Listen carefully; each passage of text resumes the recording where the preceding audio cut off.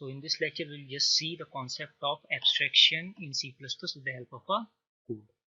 So we'll just take an example of a bank in which a user is having some account number, and the main process is that we'll just hide the functional details of some functions and we'll show only the details of the function that the programmer wants to show.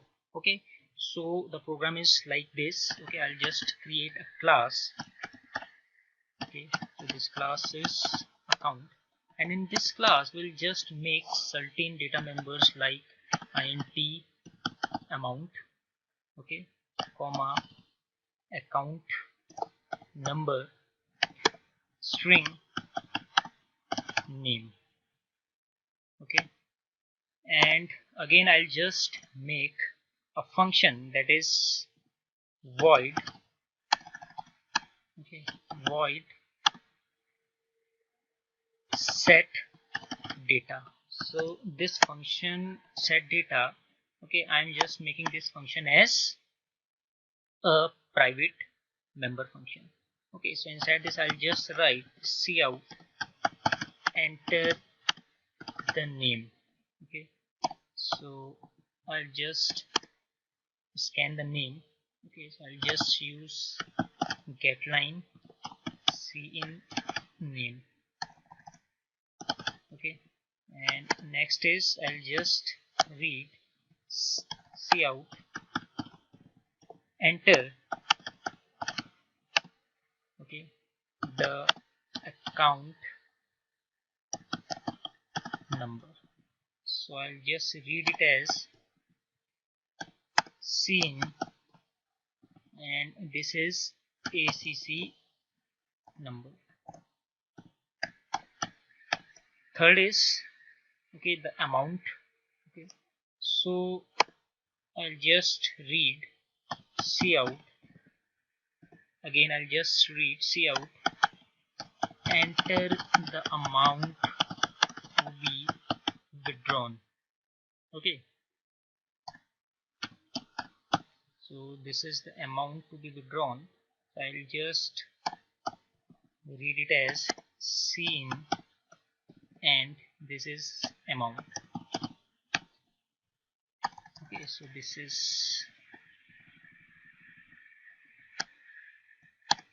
is cin and amount. Okay, so this definition has completed. So again I'll just create a function, okay, that is if I withdraw some amount, then what is the total, okay, balance that is left to me. Okay, so again I'll just take a variable here, okay, and I just create a variable, okay, balance, and I'll just, okay, initialize it with some value. Let us suppose 50,000. Okay, this I have initialized this. I have assumed that, okay, that the particular person is having 50,000 rupees in his account. So this is an assumption. Okay, so I'll just write, okay, I'll just create a function that is void, let us suppose cal, okay, cal bal. So this is for calculating the balance. Okay, so I'm just leaving this as blank. In spite of this, I'm just creating again a function that is void display. Okay, so this void display function is important because now this function, I am declaring this function inside this public section. So this cal balance and the set data, these are declared as private because I don't want the user to, okay, to show the implementation details of these functions. Okay, so the user is not interested in the implementation details of these functions, rather than he will access these functions indirectly with the help of display. Okay, so I am making display as public so that I am enabling the user to access this display function only. Okay, so this cal balance and this set data cannot be accessed by any other user or any other programmer directly outside the class. Okay, so this display is an interface now. Okay, so this is an interface, or this is an interface that can be, okay, that can be used by any user, okay, for accessing the data, you can say. So I have just declared this display here. I am not defining this display. Okay, I have just declared it. So I'll just close the class. Okay, the class definition is completed. I am just defining this display outside the class. So the syntax for defining the display outside the class is the return type. Okay, name of the class, that is account. Okay, so this is ACCOUNT. So I'll just confirm it. Okay, so this is account, and it is followed by scope resolution operator and the name of the function, that is display. Okay, so this completes the definition part. So here I will just write cout. I'll just write cout and I'll just print.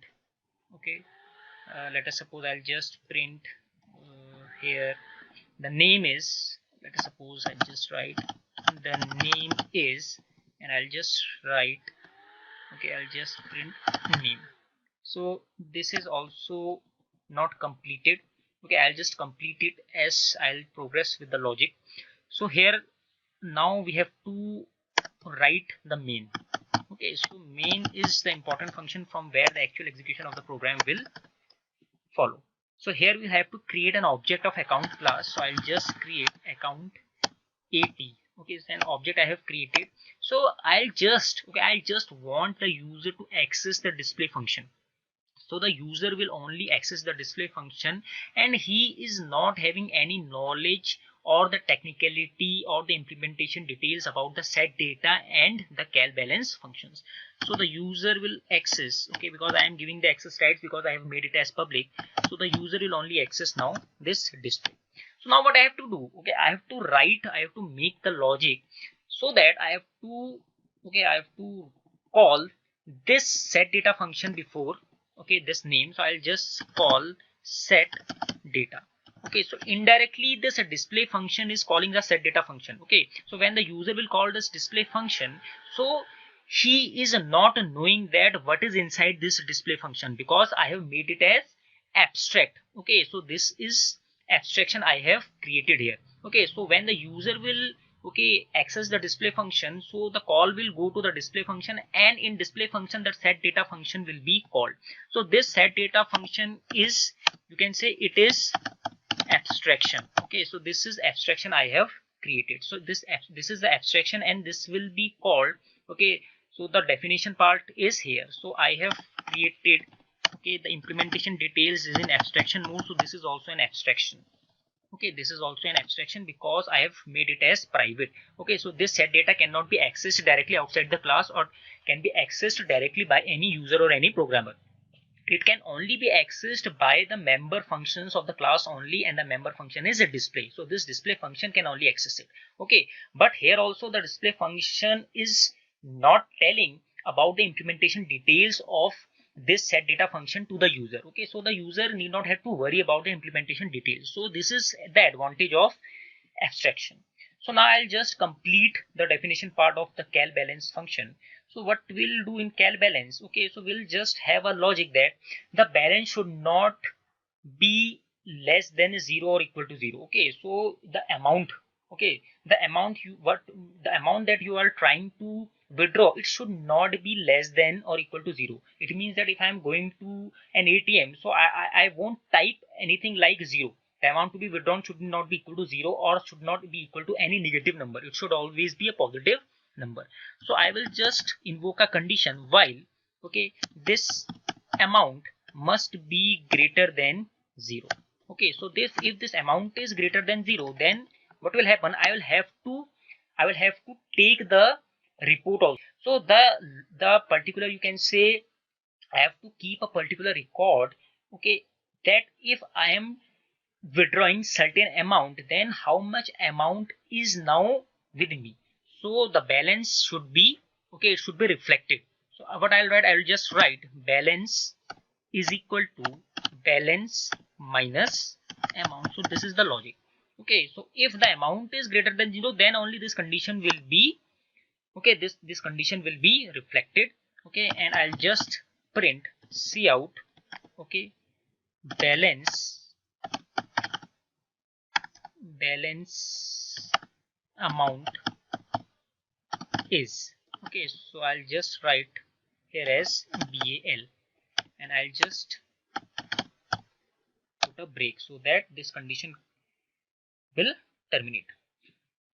And if okay, if the amount, this also I have to put, if the amount is less than, sorry, if the amount is less than equal to 0, then what I have to do, then I have to print a message to the user that cout